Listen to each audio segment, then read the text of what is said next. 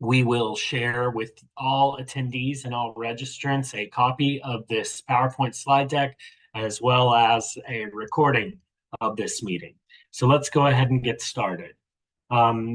What is the Carnegie African Diaspora Fellowship Program? The CADFP, as we call it, is a fellowship program for educational projects in Ghana, Kenya, Nigeria, South Africa, Tanzania, and Uganda. We also work with member institutions of the African Research University Alliance and partner institutions of the Consortium for Advanced Research Training in Africa. We'll talk a little bit more about the eligibility requirements as we move along in the presentation today, but that's kind of an overview of the countries and institutions that we do work with. The program is offered, administered, and managed by us here at the Institute of International Education. And of course, we're funded by a grant from Carnegie Corporation of New York. This actually begins the 11th year of the CADFP. And to date, we have funded over 650 fellowships. We launched in 2013.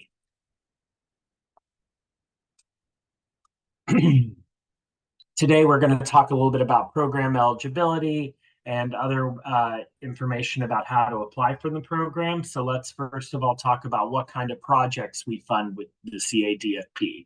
So institutions can apply and propose a 14 to 90 project in one or more of the following areas.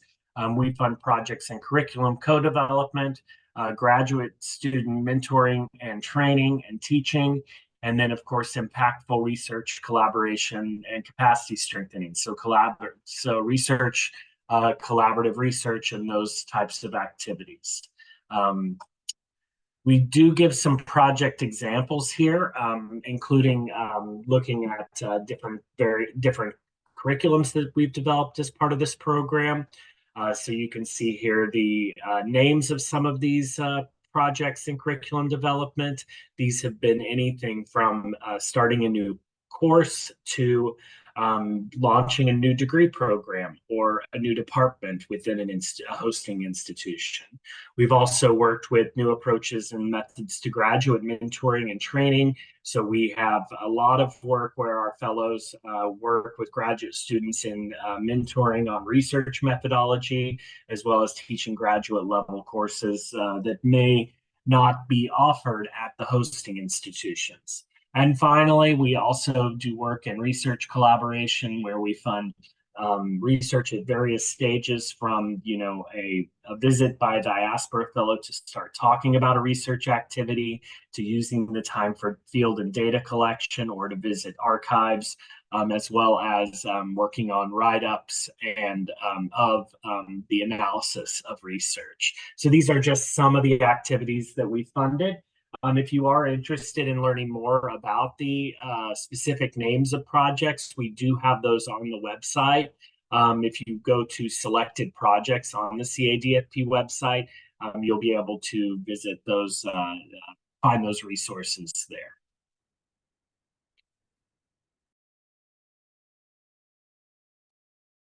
So what about eligibility for the program? So the program has different eligibility requirements for host institutions and in the on the continent, as well as for our diaspora scholars.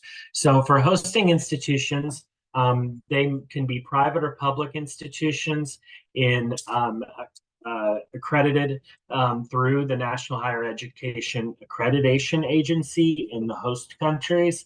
And those are any private and public institution in Ghana, Kenya, Nigeria, South Africa, Tanzania, and Uganda. We also have opened eligibility to member institutions outside of these 6 countries who are part of the African Research Universities Alliance, or ARUA.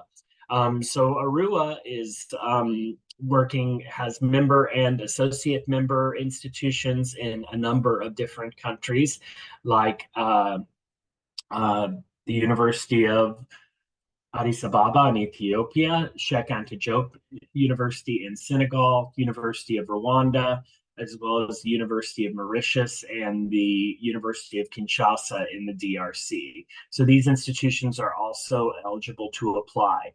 though in those countries, only those institutions are eligible to apply, not any institutions outside of those. Also, we have started as of yesterday, so this slide needs to be updated, but I mentioned at the beginning, working with CARTA, the Consortium for the Advancement Research and Training in Africa, which allows hosts from the University of Malawi to also apply for the program. So we do have these 6 core countries that we work with, private and public institutions there, as well as some individual institutions who are part of these other networks. So that's really very simply the eligibility requirements for our hosting institutions. For the diaspora scholars, it's a little bit more specific. I won't spend too much time on this point because this webinar is focused primarily on hosts and host institutions who are applying for the program. But for our African-born scholars, they must be born in Africa. So on their passport page, it has to show that they were born in an African country. They must hold a terminal degree. Now, a terminal degree can, of course, be a PhD or another terminal degree based on field of study. So EDDs are eligible, DPharms, as well as professional terminal degrees like MArcs, Masters in Library Sciences, MBAs as well. So if you're working with a scholar who has questions about their terminal degree and their eligibility, just have them reach out to us. And then also they must currently hold an academic title at an accredited university or college in the United States or Canada. So diaspora scholars can only come from the United States or Canada and meet the other eligibility requirements as well. I'm going to share with you now that if you have questions about your eligibility, please reach out to us at africandiaspora@iie.org, and from there we can respond. I'll restate that email address throughout this presentation today because that's your primary point of contact for any questions you have during the application process, as well if you are selected for the program, that's also where you will reach out. So that's africandiaspora@iie.org. And please keep in mind, I will be responding to questions at the end of the webinar today. You can go ahead and type your questions in the Q&A box. However, I may respond to your question throughout the course of this presentation. So you might also want to hold off until then. So the application process, so we are currently in the winter 2024 application period. We will close the application on March 4th at 2024 at 11:59 p.m. Eastern Time. We do plan one other application cycle from July 15th to September 23rd of this year as well. We'll be making announcements about it in July.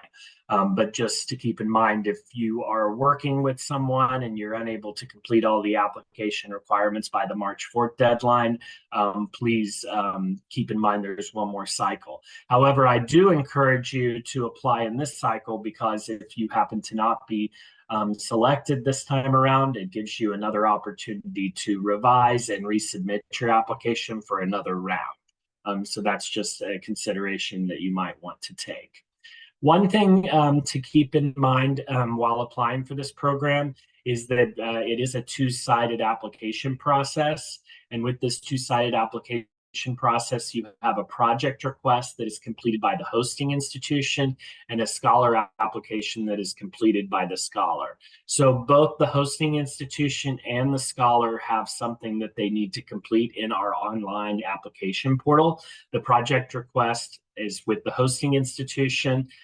It is where you give your contact information, details about the project, the timeline, the scholar you'd possibly like to work with, as well as input the individuals who will be composing the letter of support for the host from the host institution.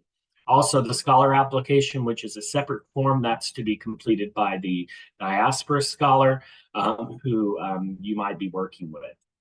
Now, if you're a host institution and you don't have someone to work with already, we can help you there. In a lot of cases, of course, our hosting institutions come to us having already identified a diaspora scholar who they would like to collaborate with. So we, of course, both of you just followed this process of submitting the project request and the scholar application. It will be matched and reviewed by our reviewers. But if you do not have a specific scholar in mind, we ask that host institutions first complete the project request and then notify us at africandiaspora@iie.org. From there, we will assist you with identifying an appropriate scholar match. So over the last 10 years of this program, we have curated a list of well over 1,000 qualified African-born academics here in the United States and Canada from a number of fields of study. We can browse that roster and present you as a host with an individual or individuals who might be within meet your needs, be within the disciplinary expertise that you are looking for as well. And you can decide whether or not you'd like to connect with them. And from there, we'll make other, connections by reaching out to the scholar and with the project request and confirming that they are interested in participating and collaborating with the potential host. So this is, if you are a host, you don't need to worry if you do not already have a scholar match. We can work with you and we can help facilitate matches. So once those two applications are submitted, we have various levels of review that take place. The first review is a technical review, and this is where your applications, your matched applications, the project request and scholar applications are reviewed by the team here at IIE to make sure that they are complete and eligible.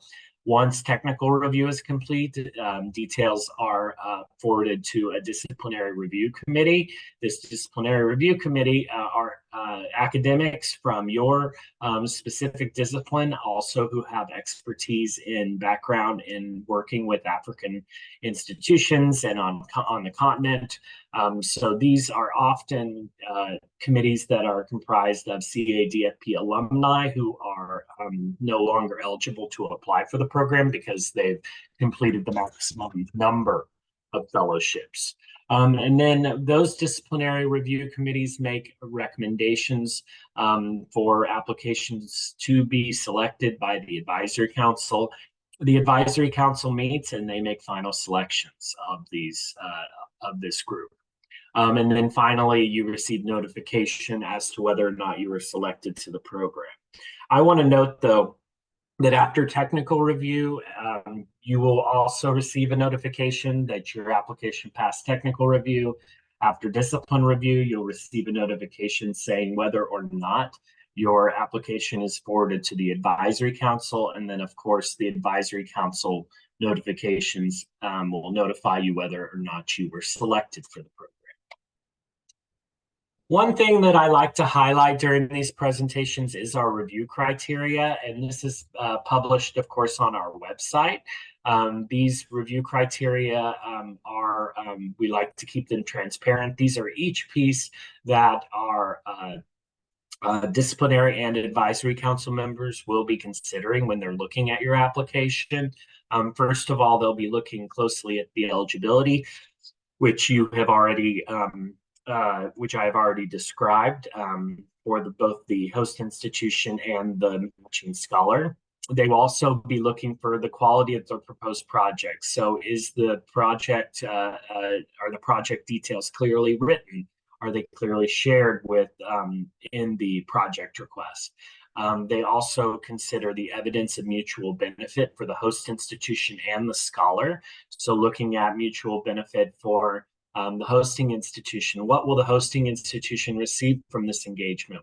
Will they receive a new program, a boost in their research record? Will it allow an opportunity for graduate students or multiple or a graduate student or multiple graduate students to engage with a diaspora scholar and possibly identify other collaborators or other researchers that they may like to serve on their doctoral committees or in other activities.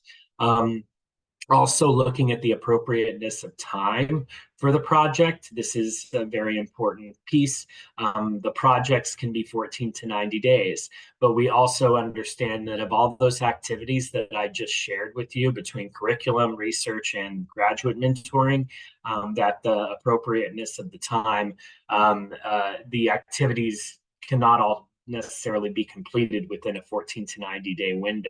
So outlining in the project request what activities really require face-to-face interaction between the diaspora fellow and the host fellow and at the institution, and any pre-work or post-work that will be taken or undertaken to help those objectives or the activities to be fully realized.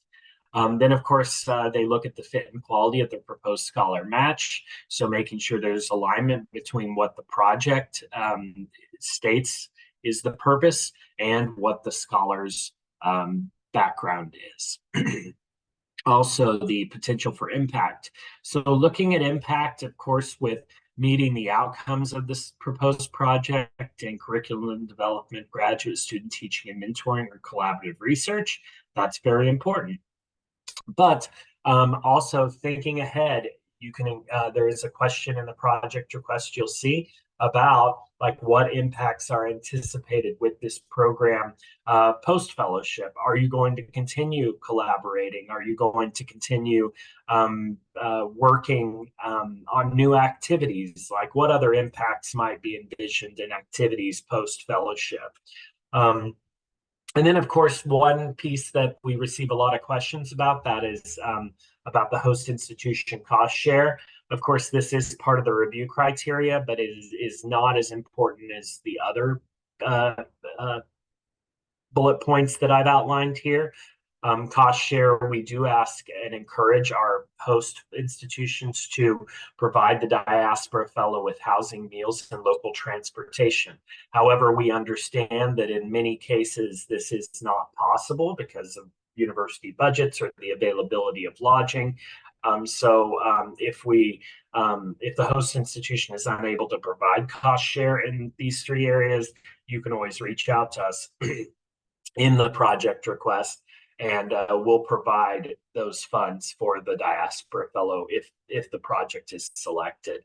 Now, you do want to kind of outline in this project request the section about host institution cost share, kind of the rationale of why or why not you can offer these opportunities. We do recommend at minimum, just in order to engender, a good start to the collaboration if the project is selected, that the hosts try to, arrange to be there to pick up the diaspora fellow from the airport. It's just a good symbol of of what's to come in the collaboration and the relationship building that's important in creating long-lasting academic exchange and relationships. Then, of course, another piece that's looked at during the review is the letters of support and recommendation. I want to highlight something about the letters of support. As I mentioned before, there are two applications here: the project request from the host, which submits a letter of support, and the scholar application, which submits a letter of recommendation. On both ends, these letters must be written by an individual at the level of dean or higher. So we need someone from the host institution who's at the level of dean or higher. In the case of host institutions, those letters, of course, can come from a dean. They can come from deputy vice chancellors, as well as principals. If you have questions about the person writing the letter of support, if you're a host institution, please reach out to us and let us know.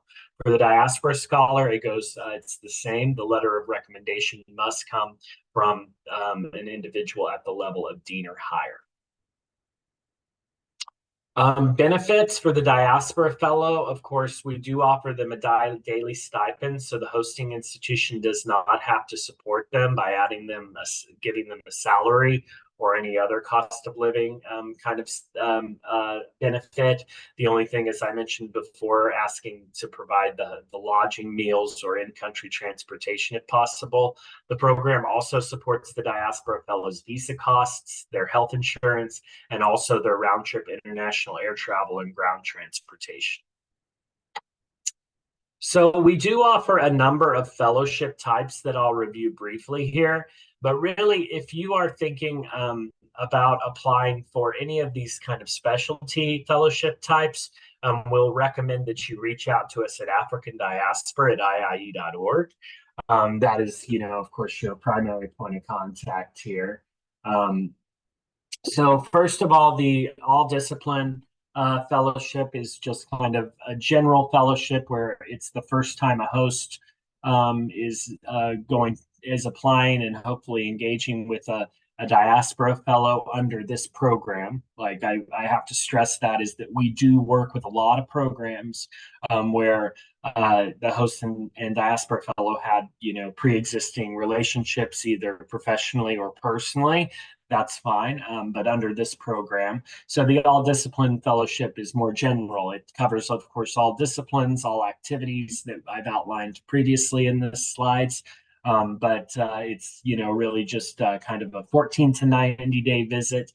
Most of our fellowships are all discipline fellowships. We also have multi-institutional, cohort, flexible, and alumni fellowships. Let me talk a little bit about these multi-institutional fellowships.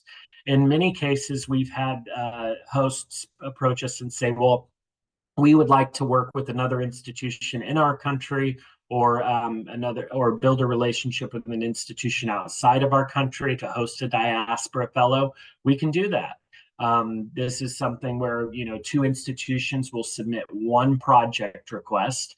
They'll collaborate on a project request, submit it to us, and then they request one diaspora fellow. So there are some things we encourage here, but that aren't completely mandatory. That's specifically that the advisory council, when reviewing the multi-institutional requests, like to see collaborations between established and newer universities. And this also allows for collaborations between universities and research organizations. So let's say that a host institution wants to bring in a diaspora fellow, and the diaspora fellow can also be hosted by the ministry of health, or maybe an institute or a research organization looking at health in that specific country. So that is possible. The only requirement is that our primary hosts have to be universities. And of course, institutions can be in different countries as well, as I mentioned. So we've funded some projects where scholars have worked in Uganda and Ghana, or in South Africa and Tanzania. So we do offer that opportunity is for the institutions to be in different countries.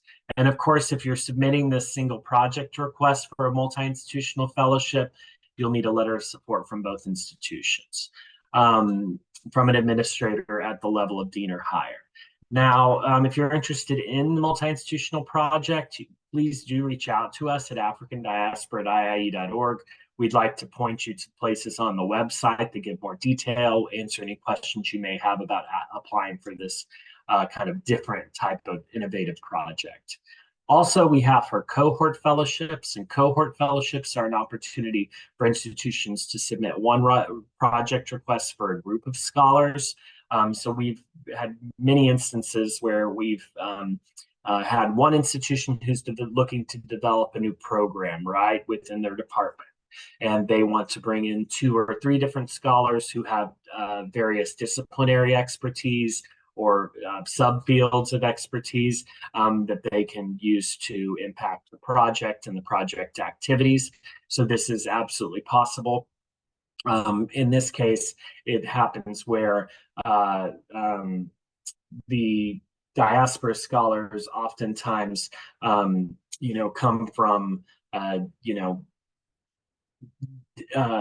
different home institutions as well. So they don't always have to come from the same institutions.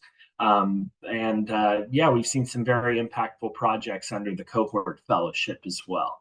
Now, I wouldn't recommend trying to do a cohort fellowship if you do not already have scholar matches. It's very difficult for us to identify multiple scholar matches for a single project. I would recommend a cohort fellowship for those of you who may have multiple people already identified to work with. And of course, if you like the idea of doing a cohort fellowship, please reach out at africandiaspora@iie.org. One thing that I will note is that, I mentioned the all disciplines fellowship at the beginning. Now we've looked at the multi-institutional and the cohort fellowship. No one fellowship type is more competitive than another. So they all are given equal review and are weighed against the same review criteria. So don't feel that you need to take advantage of one of these more specific types of fellowship in order to make your project more competitive when applying. Like, they all receive similar consideration. We also do offer a flexible fellowship. This flexible fellowship allows the diaspora fellow to make 2 separate visits to a host institution. If you want to take advantage of the flexible model, it needs to be very clear in the project request why you need to take advantage of this flexible model. And of course, with the flexible fellowship, each visit, if the diaspora fellows making 2 visits, needs to be a minimum of 14 days, and the day count between both visits cannot exceed 90 days. One piece of this is the program, though we support the daily stipend and insurance and other costs for our diaspora fellows. The second round trip ticket we do not cover because administratively it's a lot of work for us to do flexible fellowships, and we really need to see that there's some sort of host or scholar home institution buy-in for this. So we say that the second round trip ticket must be funded by the scholar's home institution or the host institution. Of course, we also ask that the letter of support from the administrator at the level of dean or higher notes that the project will be conducted over 2 visits. Again, if you are thinking about doing a fellowship, flexible fellowship, please do email us at africandiaspora@iie.org. And I think one thing that we want to cover here is, of course, our alumni fellowship. Now, I want to stress, this is a webinar for hosts mostly. There might be a few diaspora scholars who have joined the group, which is fine.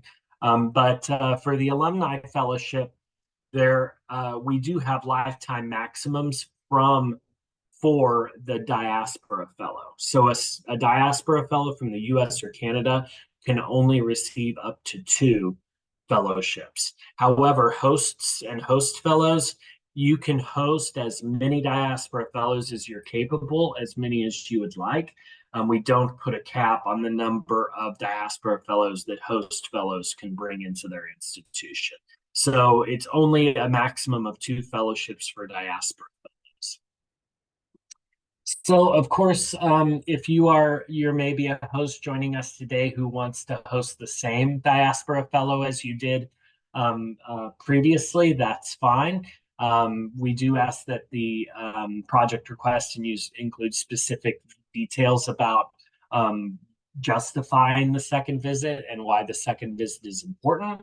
We also ask the diaspora fellow in their scholar application to include a 1 to 2 page fellowship report. So keep in mind, though, all previous and new host institutions must submit a project request or letter of support. And then if you are a diaspora scholar here, you do not need to submit a new scholar application. Just email us and we'll allow you to edit your current application. Also, one piece is if you are a host who's applying to work with the same diaspora fellow as you previously did, there is a virtual option. This is the only instance where we do offer virtual collaboration, and that's only with new engagement or continuing engagements between a host and a diaspora fellow. We don't offer hybrid fellowships with this program, and other options that I've outlined before are not available in a virtual format. We found that virtual engagements really work best when there's already a pre-established relationship and there's already been visits under the program to the hosting institution.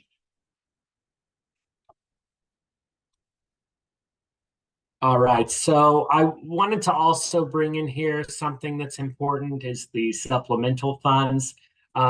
So if you're selected for the program, the project requests and scholar applications selected the programs, we do offer then a supplemental fund opportunity. And you will receive an application if you are selected for supplemental funds. And these are, divided into two categories: knowledge production grants, which cover research and publication costs.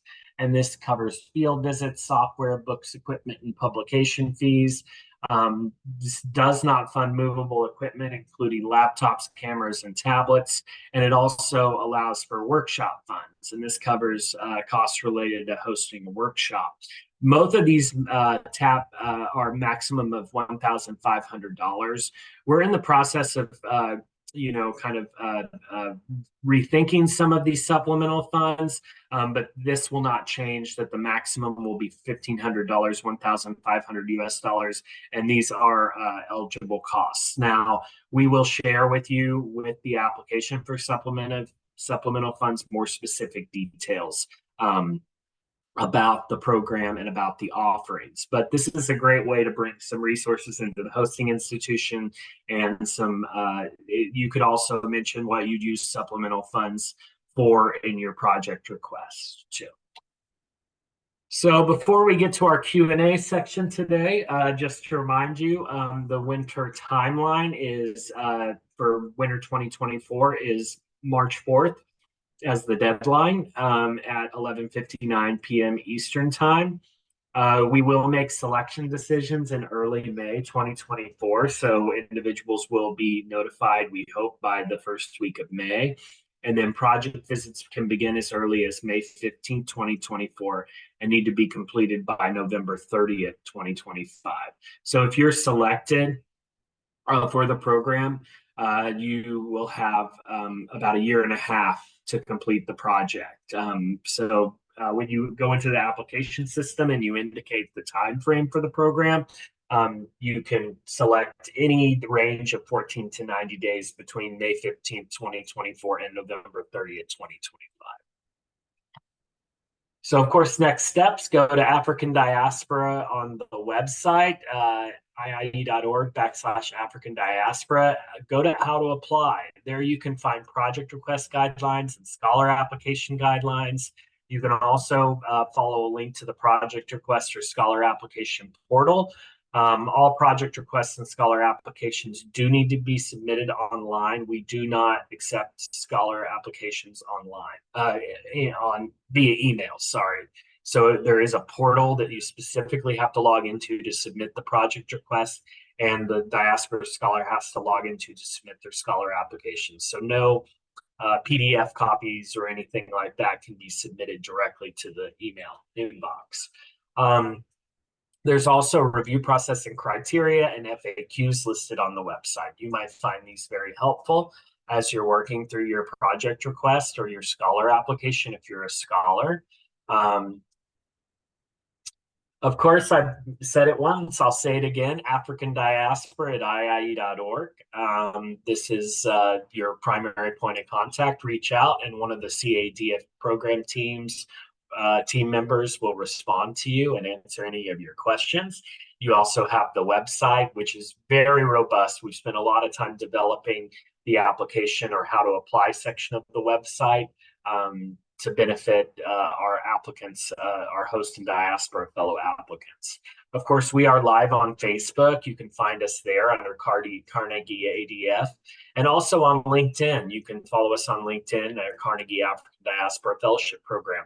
With both of those social media links, you can see some highlights of previous projects and how we kind of work in that way. So that concludes the slide portion of the presentation today. We've still got plenty of time for questions. So I'm going to open the floor for you all to type in questions. Now, if we don't receive a lot of questions today, I'm going to walk you through the website so that you can see what items are featured on the website, as well as opening up the show you where you can access the application as too.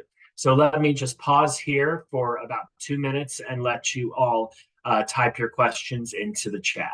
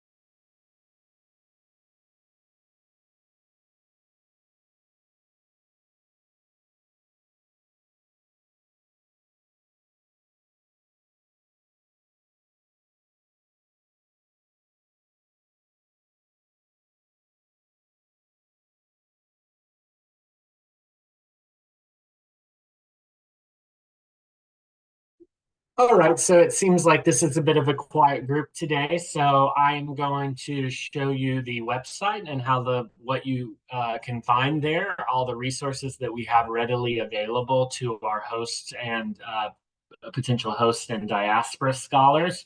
So if you see here, this is by typing iie.org/African Diaspora. That link has been shared with you. Also, it's in the competition announcement. You'll see here the landing page that gives you all sorts of details. You are free to read the details, but these are just quickly a summary of applying, of hosts and scholars details, and where you can find us on social media. Your most important resource will be here under the How to Apply tab. The How to Apply tab either has a drop down you can scroll, or when you click on How to Apply, you can find the other information. First of all, you can find details about our online submissions portal here. By clicking on this, if you're completing a project request, you would need to go to applicant registration and register your name and your university email to start the project request.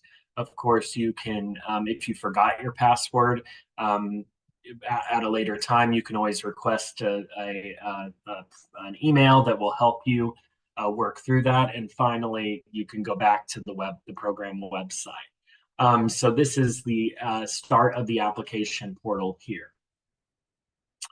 Going back to the How to Apply section, it's divided into different areas.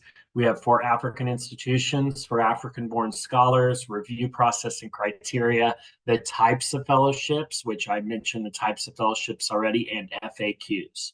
So if you're an African institution, you can click here. You can read the details. You can also click on Download Project Request to Guidelines. This will allow you to download a PDF that takes you through the application section by section and what the requirements are. You can also see some information, different information about the program here at the bottom. If you're an African-born scholar, you can click on this section and you can find details about submitting a scholar application. You can download scholar application guidelines here that will be useful to assist you in this process. And then, of course, there's scholar eligibility questions, just making sure that you have meet all eligibility requirements if you're a scholar. Then we also have a section for review process and criteria. This is what I showed you already in the presentation. This includes tier 1 of technical review, the discipline and regional review, and then the advisory council selection. It also includes the review criteria. And then here we outline each review criteria. So look at these closely as you're writing your project requests, and think about what you've written and see if you might want to make any changes to what you've written about the project, just to assist you in submitting a selectable or a fundable project. So you can see each piece is outlined here very clearly. And then, of course, the ratings, these are the ratings you will be given after each project request, after the disciplinary phase. And this, you will be notified of your recommendation or not recommendation before these are sent to the advisory council for potential selection. So that is under the review process and criteria. Then we have types of fellowships.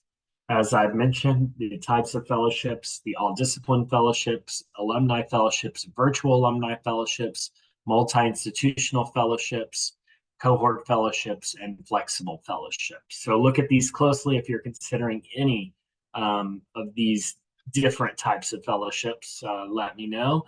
Let us know. Of course, most of you will probably fall under this all-discipline fellowship category. Then FAQs. These are full of great questions for all of you to respond to. Please do take a look at all of them. So that is how the website looks as far as the how to apply section goes. I also want to encourage you, there's another tab here for selected projects.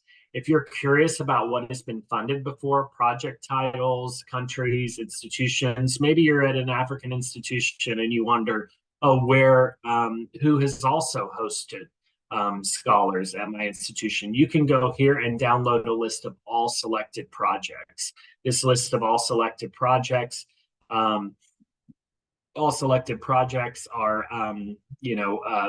it's a spreadsheet, an Excel spreadsheet, so it's very easy to navigate and browse through.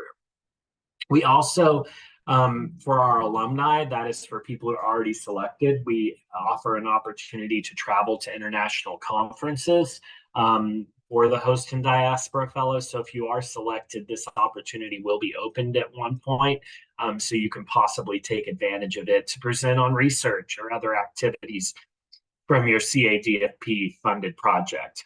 We also have program statistics for the last 10 years. We did this as part of the 10th anniversary of the program that gives all of the institutions or all the countries and institutions that we've worked with. It gives overviews of program data, like the number of fellowships we've funded, the number of the top disciplines, the top hosting institutions, the top sending institutions, and other information like that. So all of these are available on the program website. Of course, if you have any questions, you can email us at africandiaspora@iie.org, and we can either point you to the right place on the website or respond to your question directly in the email. So we still do not have any questions coming through from all of you. We will wrap up the webinar for today. Once again, I'd like to thank you all for attending this webinar and hearing more about the Carnegie African Diaspora Fellowship Program. We hope to work with each and every one of you on your project requests or your scholar applications. Don't forget, if you're a host and you don't already have a scholar match, we can help with that. You'll just need to submit the project request and email us at africandiaspora@iie.org, and we can start the process of identifying a quality scholar for your project.